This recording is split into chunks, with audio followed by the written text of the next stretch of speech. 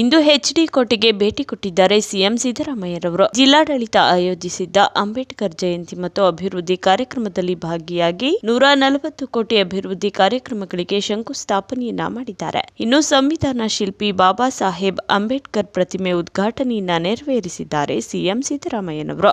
ಇನ್ನು ಬುದ್ಧ ಪೂರ್ಣಿಮೆ ಸರ್ಕಾರದಿಂದ ಮಾಡ್ತಿದ್ದೇವೆ. ನಾಡಿನ ಜನತೆಗೆ ಬುದ್ಧ ಪೂರ್ಣಿಮೆ ಶುಭಾಶಯವನ್ನ ತಿಳಿಸುತ್ತೇನೆ. ದೇಶ ರಾಜ್ಯದಲ್ಲಿ ಶಾಂತಿ ನೆಲೆಸಲಿ ಅಂತ ಕೋರುತ್ತೇನೆ. ಭಾರತ ಪಾಕ್ ನಡುವೆ ಕದನ ವಿರಾಮ ಮಾತುಕತೆ ವಿಚಾರವಾಗಿ ಎರಡು ದೇಶಗಳು ಒಪ್ಪಿಕೊಂಡಿದೆ. ಏನ್ ತೀರ್ಮಾನ ಆಗುತ್ತೆ ಕಾದು ನೋಡೋಣ.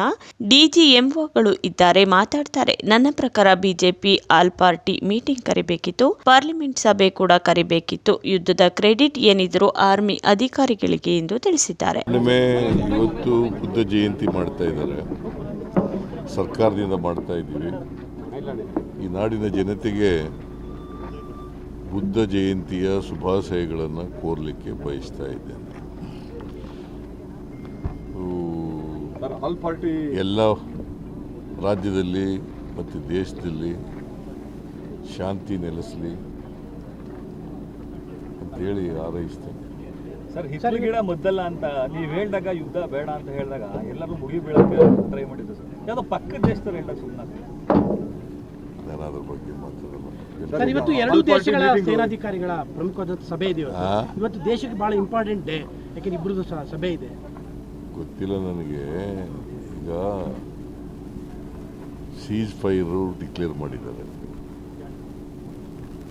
ಎರಡೂ ದೇಶಗಳು ಒಪ್ಕೊಂಡಿದ್ದಾರೆ. ಡಿಜಿಎಂಒಗಳು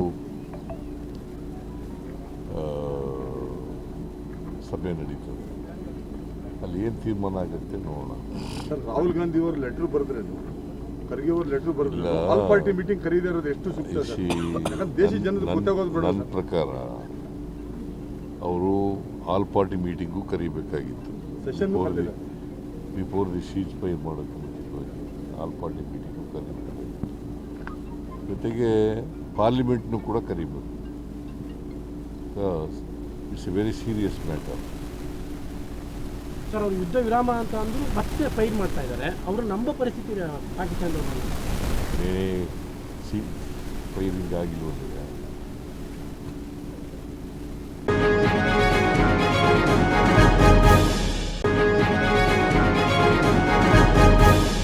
ಬುದ್ಧ ಪೂರ್ಣಿಮೆಯನ್ನ ಸರ್ಕಾರದಿಂದ ಮಾಡ್ತಿದ್ದೇವೆ. ನಾಡಿನ ಜನತೆಗೆ ಬುದ್ಧ ಪೂರ್ಣಿಮೆ ಶುಭಾಶಯವನ್ನ ತಿಳಿಸುತ್ತೇನೆ. ದೇಶದಲ್ಲಿ ರಾಜ್ಯದಲ್ಲಿ ಶಾಂತಿ ನೆಲೆಸಲಿ ಅಂತ ಕೋರುತ್ತೇನೆ ಎಂದು ಸಿಎಂ ಸಿದ್ದರಾಮಯ್ಯರವರು ತಿಳಿಸಿದ್ದು, ಭಾರತ ಪಾಕ್ ನಡುವೆ ಕದನ ವಿರಾಮ ಮಾತುಕತೆ ವಿಚಾರವಾಗಿ ಎರಡು ದೇಶಗಳು ಒಪ್ಪಿಕೊಂಡಿವೆ. ಏನ್ ತೀರ್ಮಾನ ಆಗುತ್ತೆ ಎಂದು ಕಾದು ನೋಡೋಣ.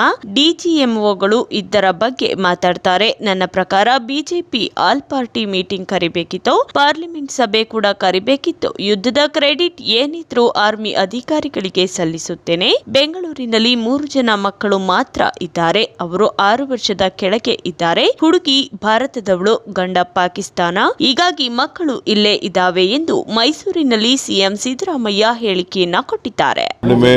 ಇವತ್ತು ಬುದ್ಧ ಜಯಂತಿ ಮಾಡ್ತಾ ಇದ್ದಾರೆ, ಸರ್ಕಾರದಿಂದ ಮಾಡ್ತಾ ಇದ್ದೀವಿ. ಈ ನಾಡಿನ ಜನತೆಗೆ ಬುದ್ಧ ಜಯಂತಿಯ ಶುಭಾಶಯಗಳನ್ನು ಕೋರಲಿಕ್ಕೆ ಬಯಸ್ತಾ ಇದ್ದೇನೆ.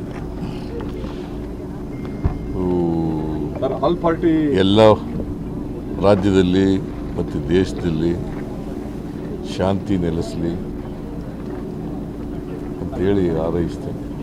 ಸರ್, ಹಿತ್ತಲ ಗಿಡ ಮುದ್ದಲ್ಲ ಅಂತ ನೀವು ಹೇಳಿದಾಗ ಯುದ್ಧ ಬೇಡ ಅಂತ ಹೇಳಿದಾಗ ಎಲ್ಲರೂ ಮುಗಿ ಬೀಳಕ್ಕೆ ಟ್ರೈ ಮಾಡಿದ್ರು ಸರ್. ಯಾವುದೋ ಪಕ್ಕದ ದೇಶದವ್ರು ಹೇಳಿದಾಗ ಸುಮ್ಮನೆ ನಾನು ಅದ್ರ ಬಗ್ಗೆ ಮಾತಾಡಲ್ಲ.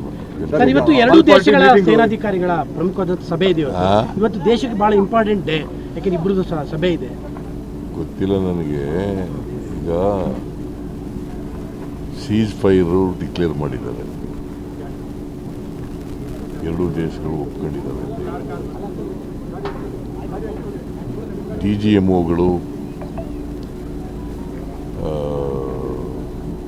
ಸಭೆ ನಡೀತದೆ, ಅಲ್ಲಿ ಏನು ತೀರ್ಮಾನ ಆಗುತ್ತೆ ನೋಡೋಣ. ಸರ್, ರಾಹುಲ್ ಗಾಂಧಿ ಅವರು ಲೆಟರ್ ಬರೆದ್ರೆ, ಖರ್ಗೆ ಅವರು ಲೆಟರ್ ಬರೆದ್ರೆ ಆಲ್ ಪಾರ್ಟಿ ಮೀಟಿಂಗ್ ಕರೀದೇ ಇರೋದು ಎಷ್ಟು ಸೂಕ್ತ?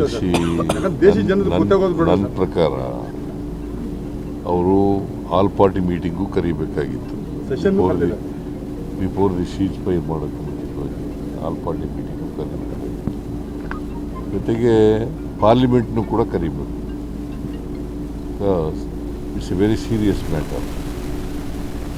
ಸರ್ ಅವ್ರು ಯುದ್ಧ ವಿರಾಮ ಅಂತ ಅಂದ್ರು ಮತ್ತೆ ಫೈಟ್ ಮಾಡ್ತಾ ಇದ್ದಾರೆ. ಅವರು ನಂಬೋ ಪರಿಸ್ಥಿತಿ ಪಾಕಿಸ್ತಾನದವರು ಫೈರಿಂಗ್ ಆಗಿಲ್ವಲ್ಲ. ಈಗ ಅದಕ್ಕೆ DGMOಗಳು ಸಹಿತ ಡ್ಯೂಟಿ ಮಾಡ್ತಾರಲ್ಲ, ಅವ್ರು ಏನು ತೀರ್ಮಾನ ಮಾಡ್ತಾರಲ್ಲ, ಏನೇನು ಚರ್ಚೆ ನಡೀತೆ. ಇದಾಗಿದ್ದು ಫೋರ್ಸಸ್ ಫೈಟ್ ಮಾಡಿದ್ರು. ಒಂದು ಪೊಲಿಟಿಕಲ್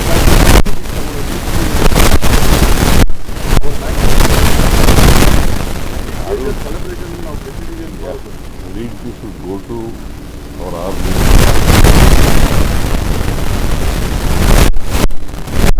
ಯಾರಿಗೂ ಇದು ಯಾವುದು political person. Credit should go to our army defence.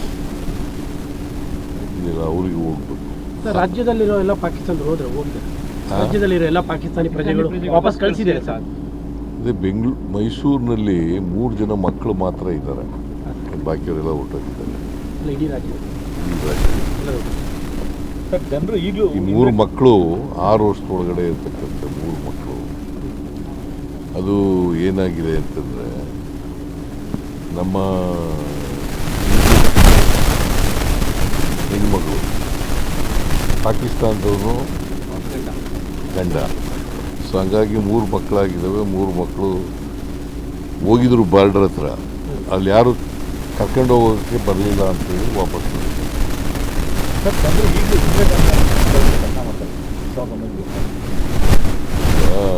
ನಾನು 71ರಲ್ಲಿ ಈಗಾಗಲೇ ಭಾಳ ವರ್ಷ ಆಗ್ಬಿಡೋದು, 34 ವರ್ಷ ಆಗ್ಬಿಡೋದು. ಈಗ ಮಾತಾಡಕ್ಕೆ ಹೋಗಲ್ಲ ನಾನು. ಪ್ರತಿಕಾರ ಅಂದ್ರೆ ಅದು 79 ಅಲ್ವಾ, 71, 54 ವರ್ಷ ಆಗ್ಬಿಡೋದು. ಅಲ್ಲ, ಪ್ರತಿಕಾರ ಅಂದ್ರೆ ಅದು ಅನ್ನೋ ರೀತಿಯಲ್ಲಿ ಮಾತಾಡೋದು ಶುರುವಾಗಿದೆ. ಈಗ ನಾನು ಅದ್ರ ಬಗ್ಗೆ ಈಗ ನೀವು ಯಾಕೆ ವಾರ್ ಬಗ್ಗೆನೇ ಭಾಳ ಸೀಸ್ ಫೈರ್ ಆಗಿದೆ, ಮಾತಾಡ್ತಾ ಇದ್ದಾರೆ DGMOಗಳು. ಮಾತಾಡಲಿ ನೋಡಿ ಸರ್. 2 ವರ್ಷದ ಕಾರ್ಯಕ್ರಮ ಈಗ ವಾರ್ ನಿಂತಿದೆಯಲ್ಲ, ಮಾಡ್ತೀರಾ ಸರ್? ಮಾಡಬೇಕು ಅಂತ ಮಾಡಿದ್ದೀವಿ. ಬಿಕಾಸ್ ಮೊನ್ನೆ ಕ್ಯಾಬಿನೆಟ್ನಲ್ಲಿ ಅದಿನ್ನೂ ಸೀಸ್ ಫೈರ್ ಆಗಿರಲಿಲ್ಲ.